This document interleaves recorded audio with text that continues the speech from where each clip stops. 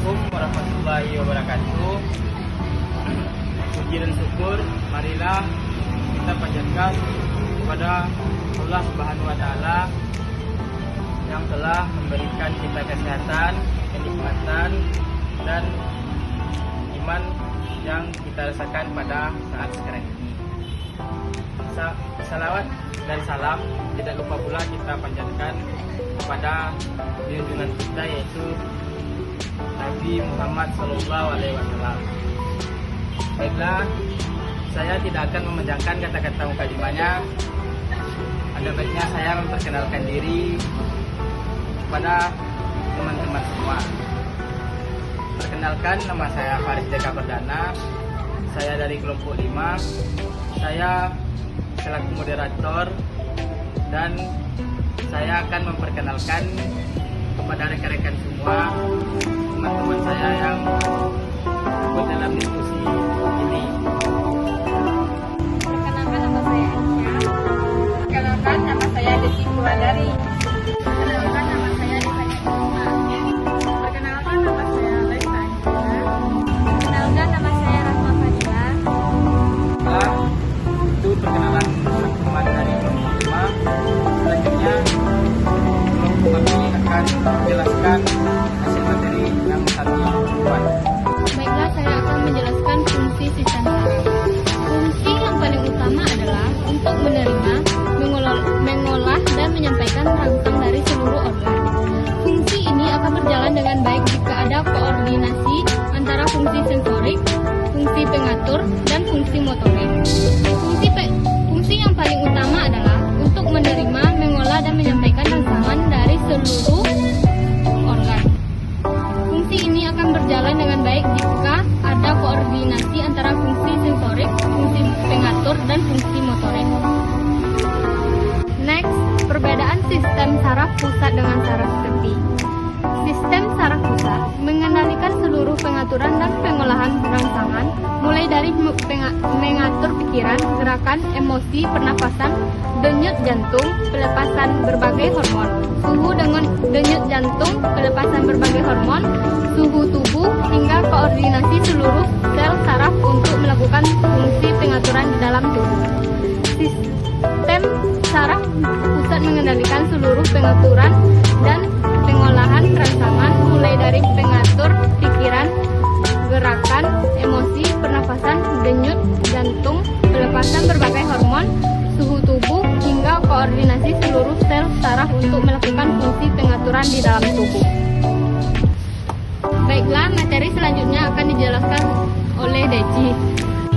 Sistem saraf tepi. Fungsi utama dari sistem saraf tepi adalah menerima rangsangan dan menghantarkan semua respon yang sudah diolah oleh sistem saraf pusat. Sistem ini terdiri dari beberapa fungsi dan bagian, yaitu fungsi sensorik, fungsi motorik, dan fungsi somatik. Next, sel saraf neuron beserta bagian-bagiannya.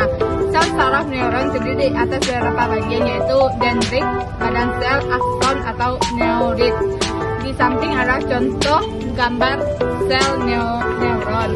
Selanjutnya, materi yang akan dijelaskan oleh rekan saya, Devanya Isma.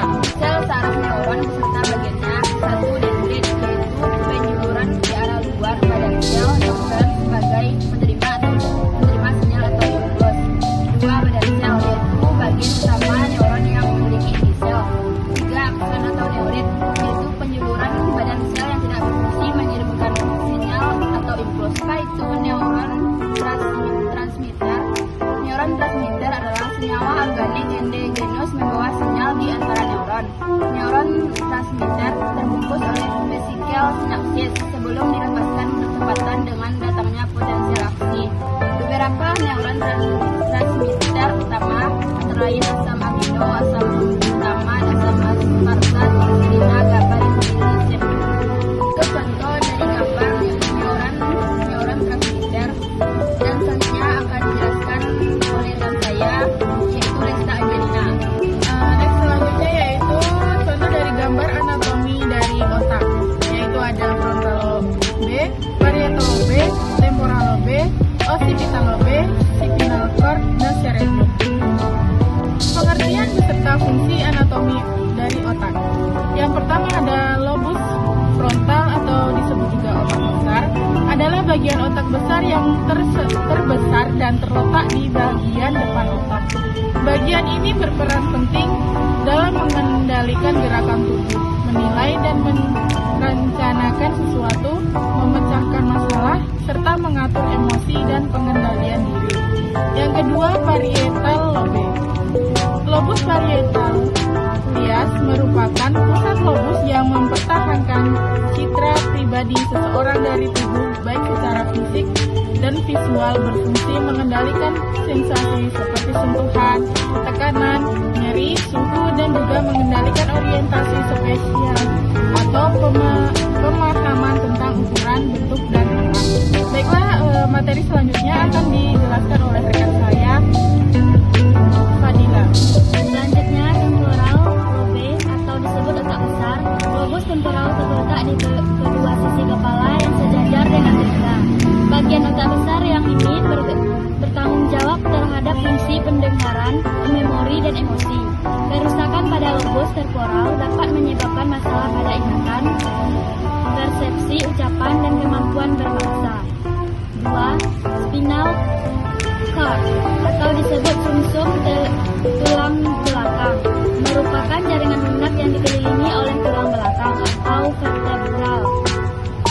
Spinal cord memanjang dari otak bagian bawah serta berisikan ke sekumpulan sel-sel saraf atau disebut tractus yang akan menuju ke berbagai bagian tubuh.